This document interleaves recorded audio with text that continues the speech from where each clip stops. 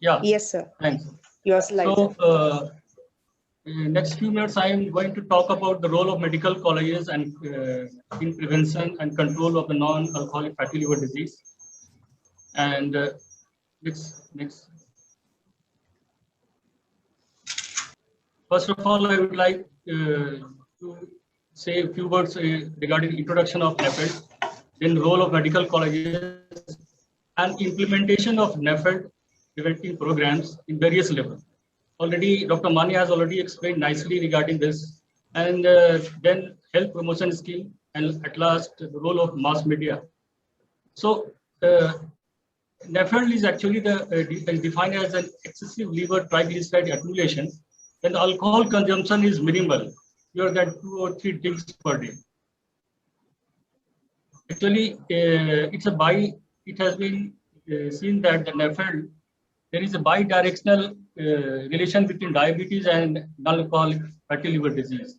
It has been seen that the 64% of diabetes, they are either having a NAFLD or the NAFLD has having diabetes. NAFLD is usually classified into two subtypes, non-alcoholic fatty liver disease or simply the benign steatosis or fatty liver. And second is known as non-alcoholic steatohepatitis. In this steatohepatitis, three things is there: inflammation, fibrosis, and ballooning of the hepatocytes. Next, regarding the prevalence of NAFLD, 25% is a global prevalence, and we are becoming the capital of the diabetes in by 2030. So we can imagine how much the incidence will increase in coming days. The various data shows that right now 80 to 100 million population, general population across the world is suffering from non-alcoholic fatty liver disease. As far as India is concerned, 9 to 32% general population having NAFLD, and high prevalence is seen among diabetes. Next. Next, please. Yeah, this is the beautiful pictorial presentation of non-alcoholic fatty liver disease. Actually, non-alcoholic fatty liver disease is a spectrum of disease. In one end, there is steatosis, means there is simply the accumulation of fat in the liver. And in other end, the cirrhosis or hepatocellular carcinoma. In between these two, there is non-alcoholic steatohepatitis, that is also known as NAS.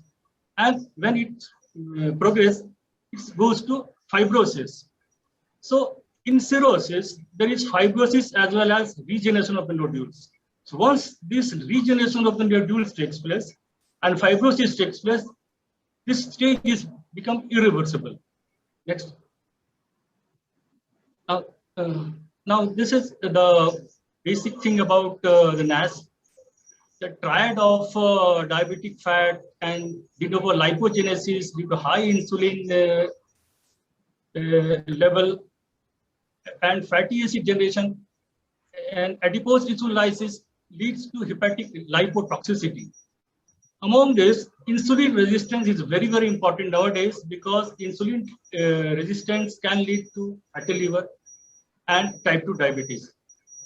Abnormal free fatty acid trafficking as follows, in which there is increased peripheral mobilization of the fatty acid, increased hepatic synthesis of fatty acid, and impaired hepatic catabolism of the fatty acid.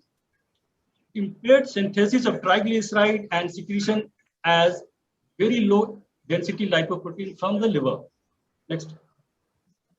So, regarding the clinical feature, if you remember, the non-alcoholic fatty liver, some majority of them are asymptomatic.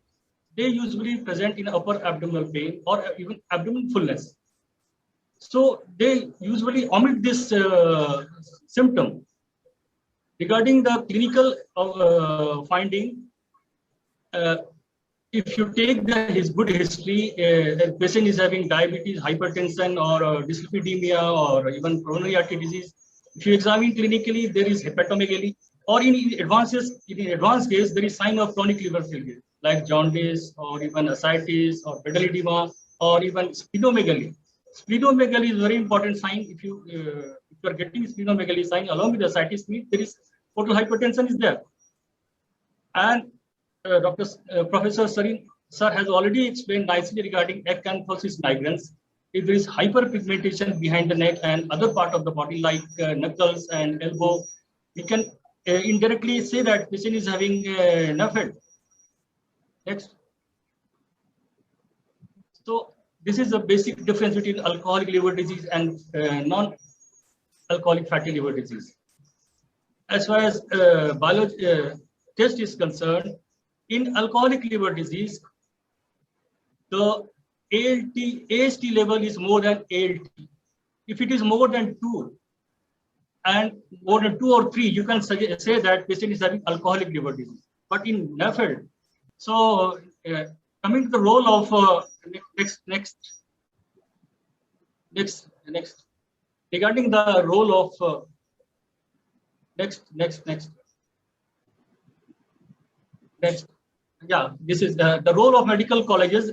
Here, what we are thinking here in RIMS, we have to regular training of the state level trainer and screening of the NAFLD cases in OPDs.